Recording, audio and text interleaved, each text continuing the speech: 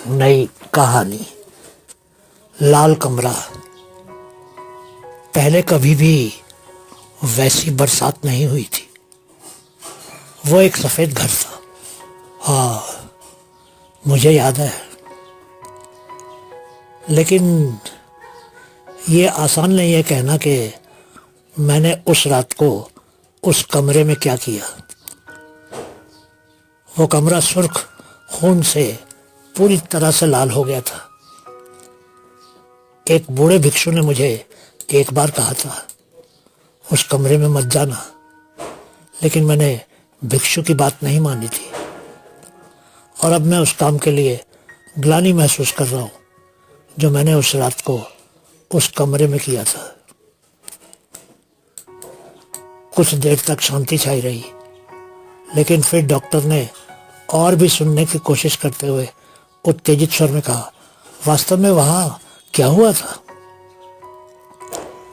क्या आप सच में ही जानना चाहते हैं उस रात के बारे में डॉक्टर?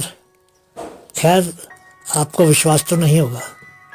आप हर दिन बुलाकर मेरे साथ बातचीत करते हैं ताकि आपको मालूम चले कि उस रात की सच्चाई क्या थी।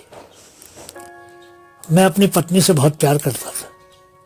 मैं उसका बहुत ख्याल रखता था और कभी भी उसको क्षति पहुंचाने के बारे में नहीं सोच सकता था। लेकिन उस रात को उस सफ़ेद होटल के उस कमरे में कुछ अचानक ही हो गया था। मैं अपनी एक फाइल घर में भूल गया था। ड्राइवर वो फाइल लेने मेरे घर गया था और मैं उसके वापस आने की प्रतीक्षा कर रहा था। 2 वर्ष पहले की बात है ये। प्रतीक्षा के दौरान ही मेरी उस लड़की से मुलाकात हुई थी। जैसे ही मैंने उसको देखा, मुझे पहली नज़र में ही उससे प्यार हो गया। मैंने तुरंत ही फैसला कर लिया कि अगर शादी करूँगा तो बस उस लड़की से ही। वो सड़क के किनारे खड़ी थी, किसी सवारी की प्रतीक्षा में। मैंने उसको कहा, आपको कहाँ जाना है? मैं आपको छोड़ देता हूँ अपनी गाड़ी से। वो बहुत घबराई थी, लेकिन मेरी जिद के बाद वो मेरे साथ जाने को तैयार हो गई। बहुत अच्छा दिन था वो। मैं उस दिन को कभी भूल नहीं सकता हूँ। मैंने उसको उसके दफ्तर तक पहुँचा दिया। उसने मुझे उसके घर आमंत्रित किया। मैं बहुत खुश हुआ और फिर उसके बाद मैं हर दिन ही उसको मिलने जाने लगा। मैं उससे फ़ोन पर भी बात करना शुरू कर दिया था। मैं उसका बहुत ख्याल रखता था। अचानक ही रोने की आवाज़ आती है। कुछ हफ्तों के बाद मैंने उसके सामने विवाह प्रस्ताव रख दिया। उसने कहा, मेरा एक रहस्य है, तुम उसको सहन नहीं कर सकोगे। मैंने कहा, हर एक की कुछ गुप्त बातें होती हैं, मैं सब कुछ सहन कर सकता हूँ। वो बोली, वचन दो कि मेरे रहस्य को तुम्हारे सामने खोलने के बाद भी तुम मुझे छोड़ोगे नहीं। मैंने उसको वचन दे दिया। अचानक ही उसने मेरे गले पर काट लिया। 2 दिन तक मुझे मालूम नहीं चला कि उसने इतनी जोर से काटा था। जब मेरी आँख खुली तो मैंने देखा कि वो सामने ही थी। मैंने पूछा, मुझे क्या हुआ था? तुमने बहुत शराब पी ली थी और तुम 2 दिन नशे में धुत सोए रहे हो। मुझे तो कुछ भी याद नहीं है, मैंने कहा। उसने मुझे बाहों में ले लिया और वो मुझे चूमने लगी। उसने शादी की बात भी मान ली। हम दोनों ही खुश थे। मैं उसके साथ भविष्य की योजना बनाने लगा। उसका कोई परिवार नहीं था। पिछले साल हमारी शादी हो गई और मैंने अपने माता पिता को बताया कि मैं अगले दिन उनकी बहू घर में लाने वाला था। शादी के बाद मैं उसको गोवा के एक होटल में ले गया। मैं वहीं हनीमून मनाना चाहता था, लेकिन अब वहाँ जो कुछ हुआ उसके लिए मैं आंसू बहा रहा हूँ और जोर जोर से रो रहा हूँ।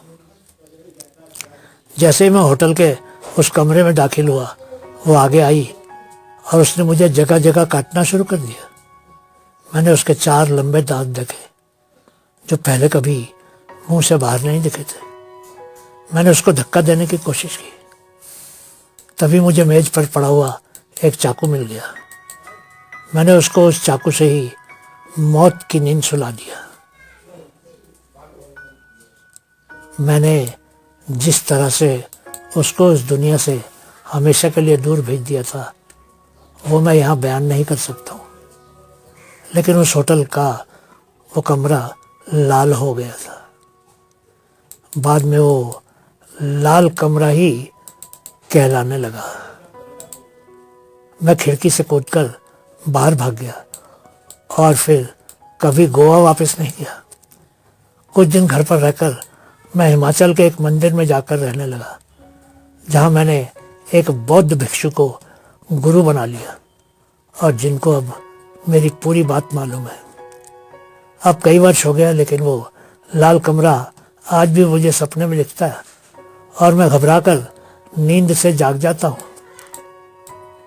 कुछ शांति के बाद भिक्षु ने कहा, तुम सच बोल चुके हो, अब तुमको जीवन को औरों की सेवा में लगाकर पुण्य कमाने हैं। तुम्हारी पत्नी इंसान नहीं, एक डायन थी, एक पिशाचिनी थी।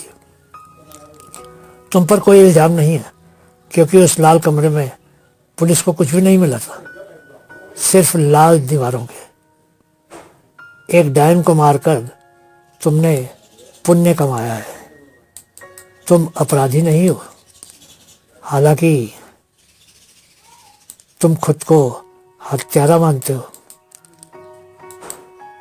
अब खुश हो जाओ और मेरे साथ चलो। हम कुछ देर तक समाधि में बैठेंगे और प्रभु पर ध्यान केंद्रित करेंगे। मुझे एक अजीब सी शांति और राहत महसूस हुई। कई दिनों के बाद मैं फिर से मुस्कुराने लगा था। बहुत बहुत शुक्रिया।